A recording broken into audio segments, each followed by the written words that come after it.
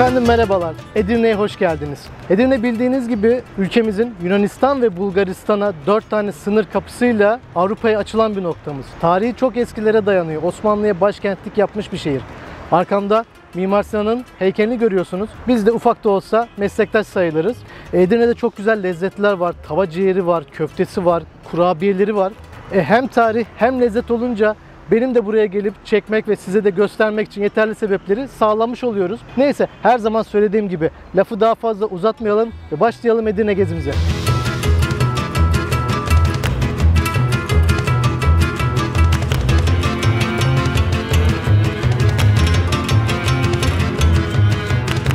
Geldim Edirne'nin Sarayiçi bölgesine. Bildiğiniz gibi Edirne İstanbul'dan önce Osmanlı İmparatorluğu'nun başkentiydi. 1370 yılından beri 85 yıl 1453'e kadar Osmanlı İmparatorluğu'na başkentlik yapmış bir şehir ve dolayısıyla da Topkapı Sarayı'ndan önce Osmanlı'nın sarayı buradaydı. İkinci Murat zamanında burada saray yapımına başlanıyor. Fatih döneminde sarayın yapımı tamamlanıyor ve 19. yüzyıla kadar da burada padişahlar zaman zaman sarayı kullanıyorlar. Fakat saraydan geriye çok fazla bir eser kalmamış.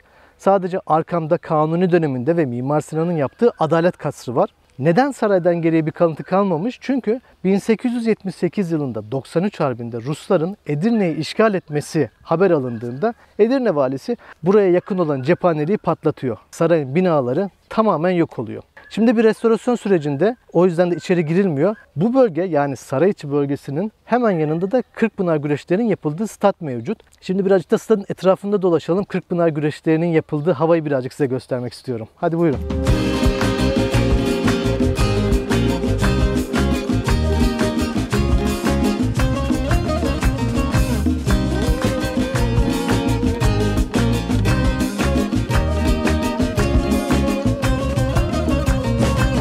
Kırkpınar güreşleriyle ilgili çeşitli rivayetler var. Efsaneye göre Rumeli'ye sefere giden 40 akıncı burada mola verdiklerinde ikisi sabaha kadar güreşirler ama bir türlü de yenişemezler ve ikisi güreşin sonunda burada ölür. Arkadaşları onları buraya gömerler ve yıllar sonra mezarlarında bir pınar aktığını görürler. O yüzden de buraya Kırkpınar demişler. Etrafı yeşillik bir alan. Çok güzel, zaten bilirsiniz Kırkpınar güreşleri çok seyirli, eğlenceli bir güreş ve festivaldir. Yıllardır da burada o güreşler devam eder. Burada baş pehlivanların heykelleri var.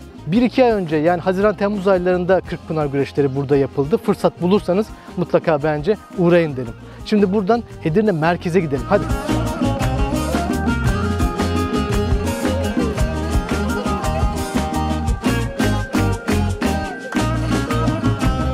Şimdi çoğu Edirne videosu bildiğiniz gibi Selimiye Camisi ile başlar. Tabii ki Edirne ile özdeşleşen bir yapıdır bu. Ama ben size Selimiye'ye gelmeden önce Sinan'ın cami tasarımının nasıl oraya evrildiğini anlatmak istiyorum. Hemen arkamda eski cami var. Bu cami 1404 yılında Yıldırım Beyazıt'ın oğlu tarafından başlatılmış ve Çelebi Mehmet zamanında tamamlanmış. 1414. Caminin planına baktığınızda kubbelerini görürseniz eğer Bursa'daki Ulu Cami'ye benzer. Yani bir mekan birden fazla kubbeyle kapatılmış. Burada 9 tane kubbeyle kapatılmış. Onun hemen karşısında 3 Şerefeli Cami var ve hemen ondan sonra da Selimiye Camisi var. Yani bu tarih sıralamasına göre eğer camileri ziyaret edersek en azından Osmanlı Camisi'nin nasıl ilerlediğini, nasıl evrildiğini daha iyi anlarız. Caminin içinde çok güzel hat yazıları var. Özellikle Aragüler'in Allah ve Kadın fotoğrafı vardır, belki bilirsiniz. O fotoğrafta caminin girişinde çekilmiş. Gelin oradan bir başlayalım, ondan sonra 3 Şerefeli Cami'ye gideceğiz. Sonrasında Selimiye. Birazcık bekleyin.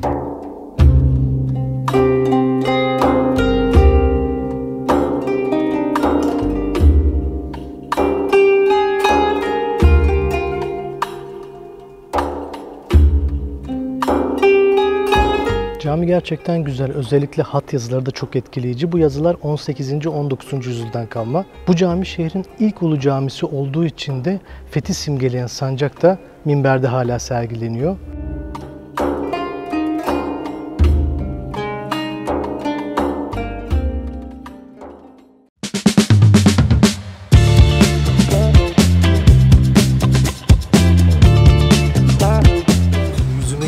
Anlamışsınızdır herhalde. Şimdi ciğer zamanı. Edirne'de bir de köfte de güzel. Hemen Selimiye Camisi'nin yanında Köfteci Osman'a geldim. Buranın şimdi ciğerini deneyeyim. Sizin için deniyorum sadece. Pambık. Bir de köftesinden. Efsane. Ben devam ediyorum. Hadi bana afiyet olsun.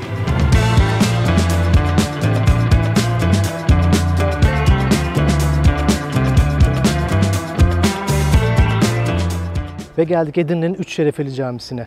1437 yılında 2. Murat tarafından yaptırılıyor ve bu camide ilk olarak revaklı bir avlu düzeni var. Ve bu cami aslında Osmanlı'nın erken dönem cami mimarlığı olarak düşünebilirsiniz. Zaten mimarı da Mimar Sinan'ın ustası Müslühiddin Ağa. Mimar Sinan da İstanbul camilerinde bu caminin dikdörtgen planını geliştirip büyütüyor ve mekanı daha fazla yere yayıyor.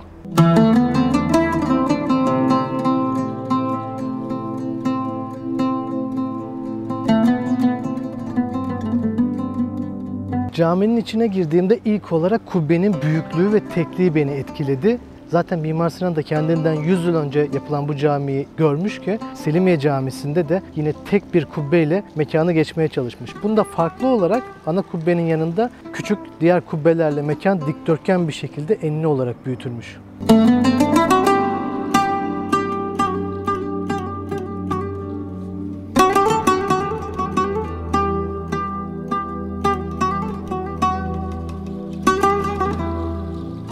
Şimdi de geldik Edirne deyince akla ilk gelen yapı olan Selimiye Camisi'ne. 1575 yılında Mimar Sinan'ın 80 yaşındayken tamamladığı ve bildiğiniz gibi ustalık eserim dediği bir cami bu. II. Selim tarafından yaptırılıyor fakat kendisi caminin açılışını görmeden vefat ediyor. Caminin içi şu anda tadilatta, birkaç sene sürecek olan bir tadilat var. Maalesef içinde pek bir şey size gösteremiyorum. Bu eser neden bu kadar önemli Mimar Sinan için? Biraz ondan bahsedeyim. Ayasofya ile bu camiyi karşılaştıranlar mutlaka duymuşsunuzdur. Mimar Sinan Ayasofya'nın kubbesini geçti mi geçmedi mi diye. Kubbe çapları hemen hemen aynı. Fakat Ayasofya bu camiden yaklaşık 1000 yıl önce yapılmış bir cami ve yanlarındaki yan kubbelerle beraber destekleniyor. Birçok dönemde, hatta Mimar Sinan döneminde de Ayasofya'ya yapılan ek destekler olmasaydı zaten o kubbe muhtemelen günümüze gelemeyecekti. Fakat bu kubbede herhangi bir yan destek, yan kubbe olmadan bu geniş açıklığın kapatılması zaten bu yapının en önemli özelliği. Mimar Sinan'ın amacı da Ayasofya'yı geçmek değil, onu geliştirerek daha narin bir şekilde daha büyük bir açıklığı kapatmaktı. Dediğim gibi cami kapalı, içeriden bir şey gösteremeyeceğim size ama etrafında bir müze var. Onları bir görelim. Ondan sonra da Edirne'nin içine doğru devam edelim.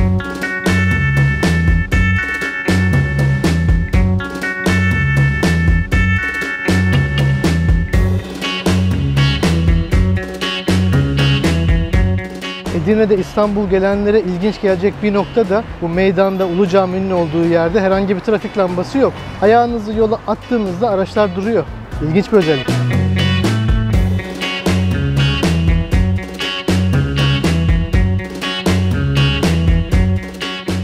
Edirne Meydan'dan aşağıya doğru, Meriç'e doğru inmek istediğinizde çok güzel bir caddesi var. Sağlı sollu dükkanlar, lokantalardan oluşuyor. Oturma yerleri var, havuzlar var. Keyifli bir cadde. Hem de güzel tarihi evler var. Eğer yolunuz düşerse bence buradan aşağı inmenizi tavsiye ederim.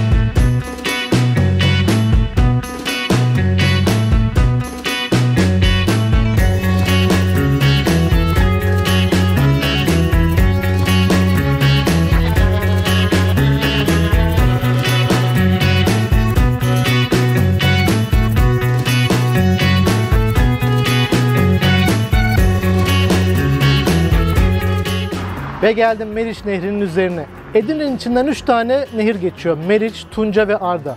Şehir merkezinden Karaağaç'a doğru gelirken ilk olarak Tunca Nehri'nin üzerinden geçiyorsunuz. Birazcık daha yürüdüğünüzde daha geniş olduğunu fark edeceksiniz. Meriç'in üzerindesiniz. Arabalar da kesildi. Şimdi çok güzel anlatayım size. Meriç Bulgaristan'dan doğuyor. Edirne'ye geçip Ege Denizi'ne dökülüyor. Bu köprü 1850'li yıllarda yapılmış. Daha önceden burada ahşap bir köprü vardı. Ve Meriç Nehri her zaman Osmanlı'nın Ege Denizi'ne bir açılma yeri olmuş. Sevkiyat açısından. Akdeniz'den, Mısır'dan gelen gemiler Enez'de indikten sonra daha küçük gemilerle beraber Meriç'ten Edirne'ye ulaşıyorlar. Şöyle padişahların gün batımını izlediği balkonda bir Meriç Nehri'ne bakalım. Ondan sonra da Karaağaç'a geçelim beraber.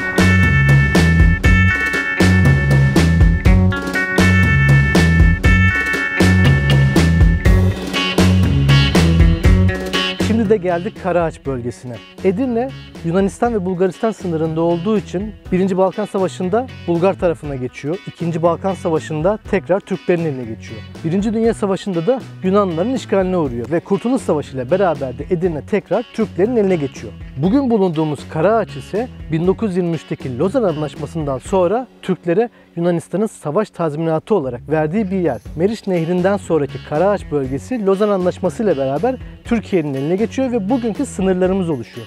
Arkamda da Lozan anıtını görüyorsunuz. 3 tane dikmesi olan bir heykel. En uzun kolon Anadolu'yu temsil ediyor. Ondan biraz daha kısa olanı Trakya'yı ve en küçük olan da şu an bulunduğum Karaağaç'ı temsil ediyor.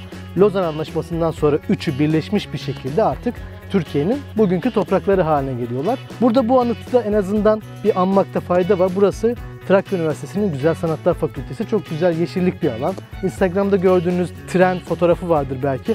O da burada. Bir de ona bakalım. Ondan sonra da buradan geriye doğru döneriz.